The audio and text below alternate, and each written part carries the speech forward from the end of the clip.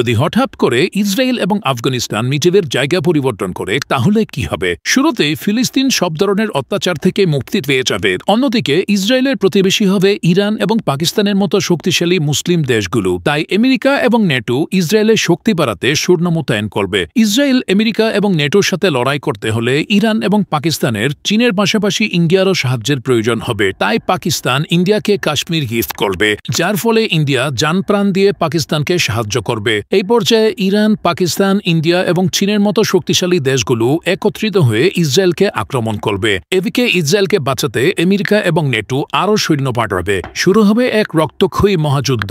এই যুদ্ধে মুসলিম জোট পেছনে ফেলতে বাধ্য হবে, কিন্তু এ সময় সৌদি আরব, তুরস্ক এবং মিশর পেছন থেকে সৈন্য পাঠাবে। ফলে মুসলিম জোট পুনরায় একত্রিত হয়ে আক্রমণ করবে। এখন আর আমেরিকা এবং নেটো জোট টিকে থাকতে না পেরে লেজ গুটিয়ে পালাবে এবং পৃথিবী থেকে ইসরায়েল নামক দেশটি উধাও হয়ে যাবে।